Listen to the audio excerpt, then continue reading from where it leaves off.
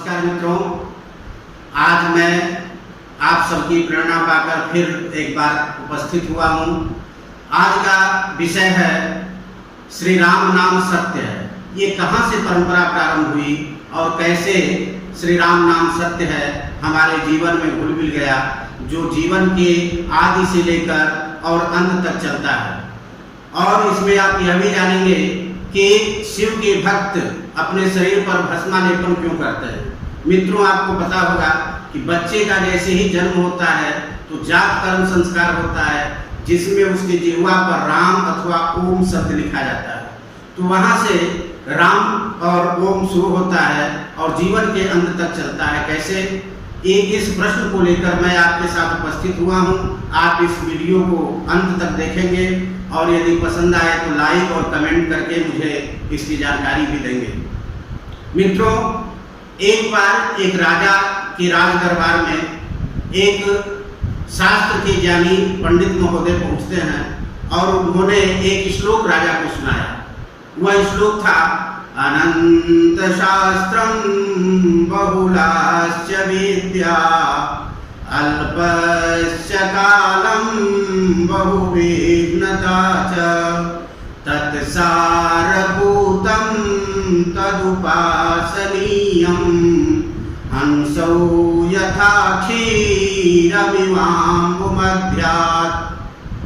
इसका अर्थ उन्होंने बताया कि हे राजन, हमारे जीवन में बहुत कम समय होता है जिसमें हम शास्त्रों का अध्ययन कर पाते हैं, क्योंकि शास्त्र बहुत है, समय कम है और अनेक प्रकार की विद्याएं हैं। ऐसे में हमें सार तत्व को ही ग्रहण करना चाहिए और उसी का उपासना करनी चाहिए और उसी का चिंतन मनन करना चाहिए। सो हे राजन, आप जीवन के सार तत्व को ग्रहण करें। पंडित के जाने के बाद राजा सोच में पड़ जाता है और अपने राज्य के सभी पंडितों को इकट्ठा करता है और कहता है कि आप सभी शास्त्रों का अध्ययन करके और उसका जो सार है, जीवन का सार तत्व, शास्त्रों का सार तत्व, वह हमें बताएं। सभी पंडित लग जाते हैं सार तत्व संग्रहित करने में, और जब वो वापस आते हैं तो एक बहुत बड़े अलमीरा कहिए या पेटी कहिए, उसमें ग्रंथों को भर करके लाते हैं और कहते हैं कि राजन, यही जीवन का सार है और यही शास्त्रों का सार है, इसको आप पढ़ लें। राजा तब तक वृद्धावस्था को प्राप्त हो चुका होता है। वो कहता है कि मैं इतने सभी ग्रंथों को, इतने सारे ग्रंथों को, इतने अब कम समय बचा हुआ है, मैं कैसे पढ़ पाऊंगा। आप इसको और संक्षिप्त करके मेरे पास ले आए। पंडित फिर से लग गए उसे संक्षिप्तीकरण करने में, और जब फिर दोबारा पहुंचे एक किताब को लेकर के, उस समय राजा सैया पर पड़ा हुआ था और बिल्कुल अस्वस्थ था। पंडितों ने किताब को दिया और कहा कि राजन, इस किताब को पढ़ लीजिए, इसमें सभी शास्त्रों का सार है और जीवन का सार भी है। राजा जब किताब देखता है तो कहता है कि इतनी सारी किताब, जो भी इसमें लिखा हुआ है, इतने अक्षर है, इतनी मोटी किताब है, अब इसको पढ़ने का समय नहीं है। आप इसको और संक्षिप्त कीजिए और मेरे पास जितना जल्दी हो सके ले आइए। ब्राह्मण फिर लग जाते हैं उसके संक्षिप्तीकरण में, और जब पहुंचते हैं तो राजा मरणावस्था में रहता है, और उस स्थिति में जब ब्राह्मणों को देखता है तो राजा एक अंगुली उठाकर इशारा करता है। उसके कहने का अर्थ है कि एक वाक्य में आप इसको संक्षिप्त करके मुझे बता दें। ब्राह्मण जब उसका संक्षिप्तीकरण करते हैं और एक वाक्य निश्चय करते हैं और राजा को सुनाना चाहते हैं कि श्री राम नाम सत्य है, तब तक उसकी उंगली गिर जाती है।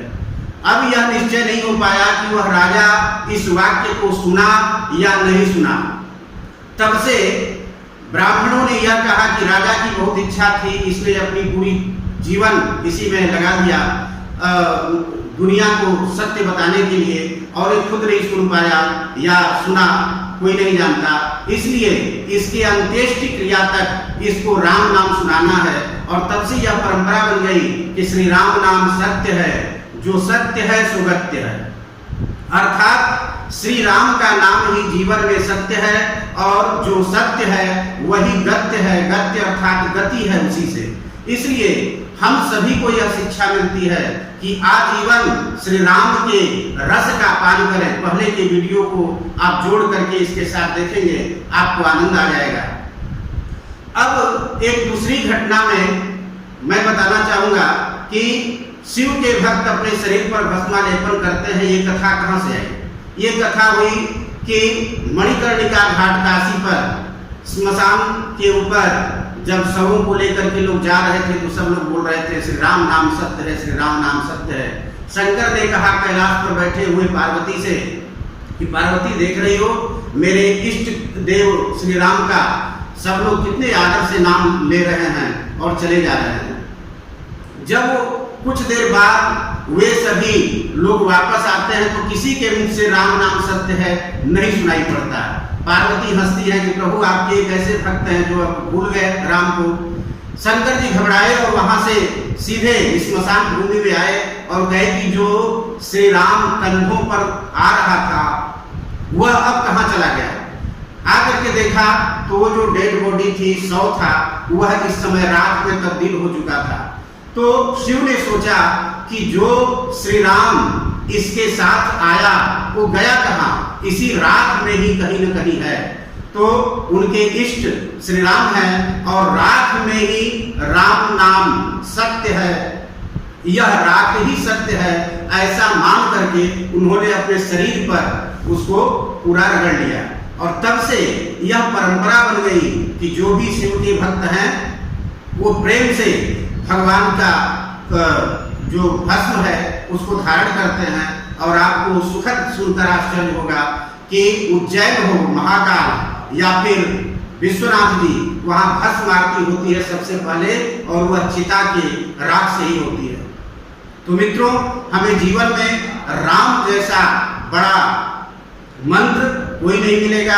आजीवन जब तक जीवन है तब तक राम रूपी रसायन का पान करते रहें। और इसी वीडियो के साथ, इसी के साथ मैं अपनी वाणी को विराम देता हूँ। पुनः मिलने के लिए मैं उपस्थित होऊंगा। तब तक के लिए नमस्कार। आप स्वस्थ रहें, सुखी रहें, प्रसन्न रहें। धन्यवाद।